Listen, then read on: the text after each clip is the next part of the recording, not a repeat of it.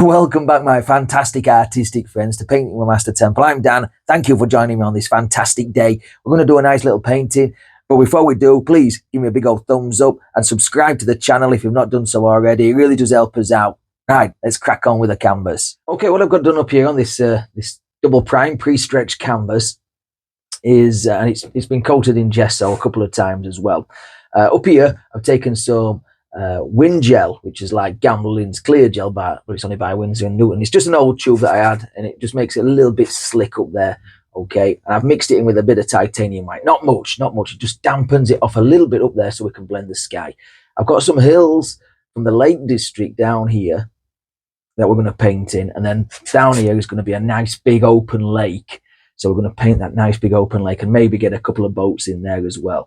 Okay, just pencil marked some hills in just for reference. Okay, so I'm going to crack on with the sky. Okay, for a sky colour then, I'm going to take some of this white, and then I'm going to take a touch of Prussian blue, come up here, a touch of the bright red as well, and get them mixed on the brush just like this. This is just a 1.5 inch oil painting brush.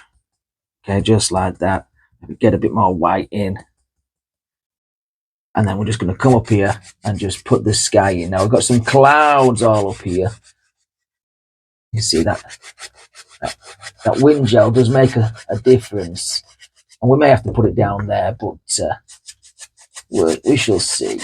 We shall see. So go all the way across, and then we're going to start working down. Just like this. Fill the whole area in with this sky colour. But we're going to work on some clouds now. So let's take a filbert brush and some white that's been tinted off just slightly with a bit of blue. Not much.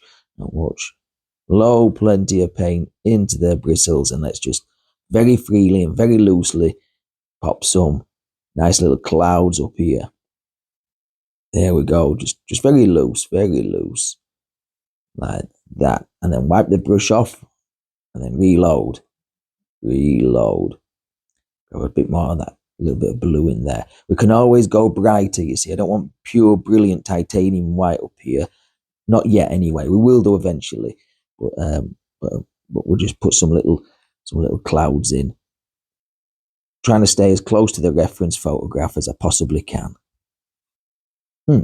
So what I've taken here is a little bit of red, blue, tiny touch of black, and a little bit of burnt umber and some white, and I've made a nice little purpley, greyish shadow colour for some of these clouds. Now, one of them's got a bit of a cloud just up there, a little bit of a shadow hanging, sneaking off under there, so that might be a bit too strong. Might have to pale that off a little bit, but we'll blend it into the blue. And I think there's a couple more that's just down here as well. So just a bit of a shadow colour. The light's coming from this side on top of these clouds, and we'll see that in the water as well as we progress. But I'll just put a little bit of this shadow colour in. And if it looks a bit too strong, we may, if we don't want it rain cloudy, we might get rid of some of this by wiping it off and just adding a touch more white. Okay, so I've just taken some of that shadow colour for the sky, since the clouds are all in place now, and I've added a bit of umber and a bit of yellow ochre to that. I'm just going to pick out some of the furthest hills. I think about here is one, and just maybe replace this back in. Okay, straight over that blue. It doesn't hurt anything. Like that. Now this one in front's a little bit stronger. I think we've got a couple more back there as well. I think it's all up there, like that. Of course, we can really grind this into the painting, so we've got a nice little line of hills. Work on colour as we're going along. A bit more colour down there. that. Less paint on the brush, just really churn it in. Leave some gaps as well where the blue is. I like that. No gaps where the white is. Definitely, we don't want bare canvas, do we? Oh,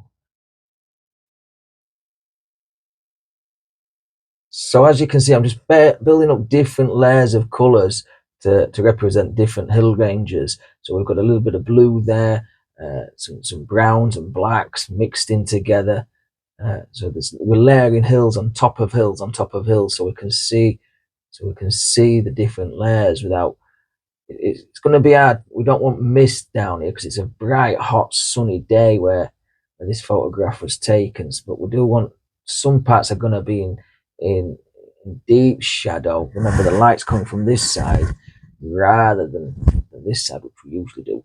So this part's going to be in shadow. And I find in this flat brush a little bit easier to manipulate rather than the filbert brush, but it takes a little bit longer. We'll have some trees in this blank spot there, and a little bit in the foreground. Well, mid-ground still, but still there. Okay, and just tickle in a bit of black. Don't go too crazy. Don't go too much too soon. So we can always build up layers of colour. Now, not really thinned out this colour.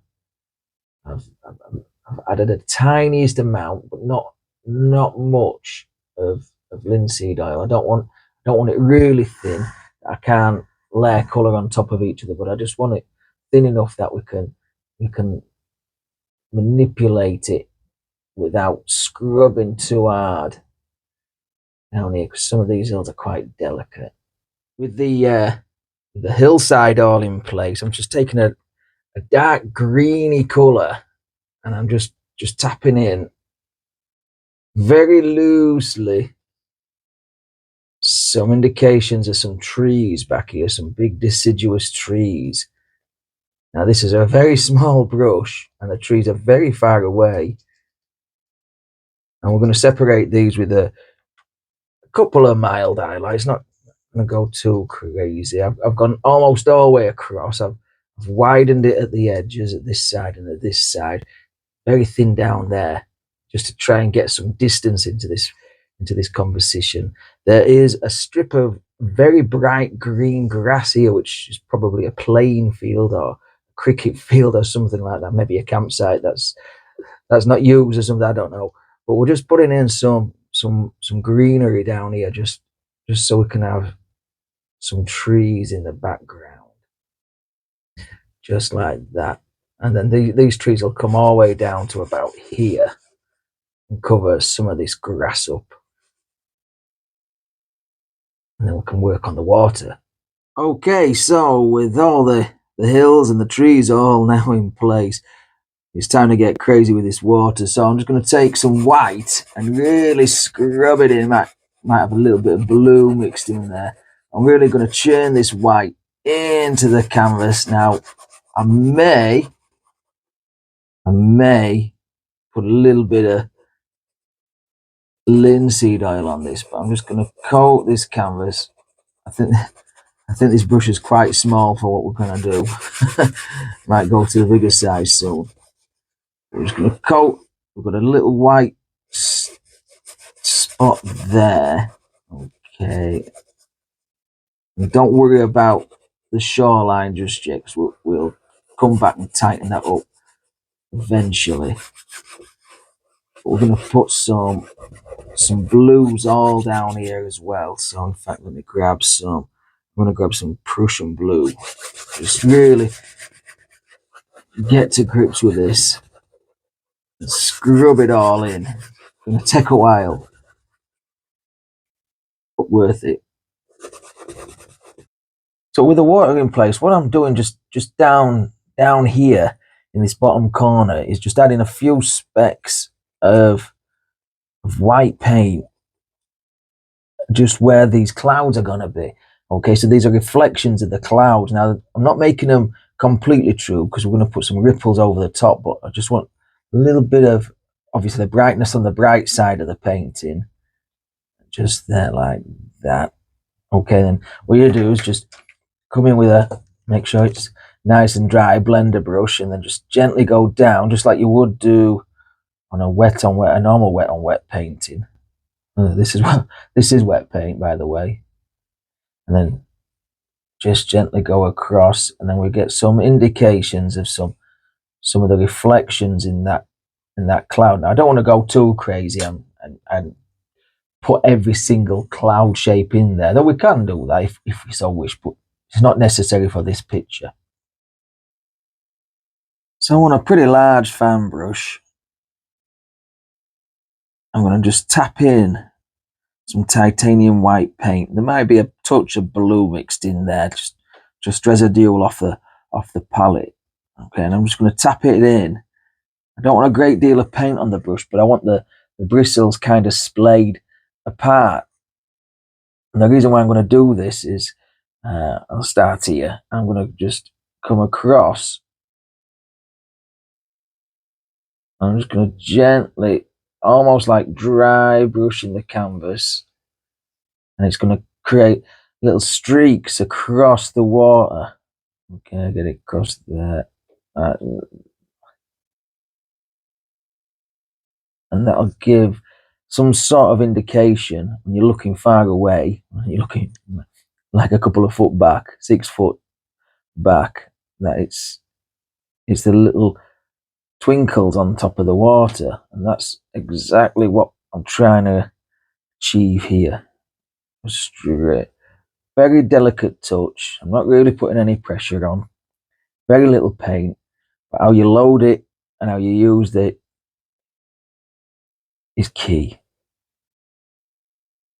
We're now almost getting there. Just need something down in the foreground, I think. I've put a couple of little boats right there on the lake. But I'm just going to take this just this rounded brush and just pick up some of the browns, I think. I don't know if you can see that there. Let's get into the shot. Some browns and some greens, maybe a touch of black. Just tap that in. And I don't want much, just a little something just down here, just to give it so there's a bit of something there. I think on the original photograph there was a little wall there. What we could have is just a little bit of something there, and then we'll bring out some grass in that in a second. In fact, I'll get the camera up close so you can see the boats as well. Okay, so you can see a couple of little boats there, three little boats and their reflections and some life buoys. Now let's take some oil. I'm using this Winsor & Newton's linseed oil. That'll thin out the paint, so let's just thin out some of this grassy colour on a little script liner brush and pop in one or two, well, not one or two, we'll put plenty of grass in here actually, different colours as well. Just a couple more different darker colours, lighter colours, and make the grasses all go in different directions as well, not just straight up. You know what it needs? A couple of little seed pods or little dark flowers just on here, just somewhere where the bees can land, you know.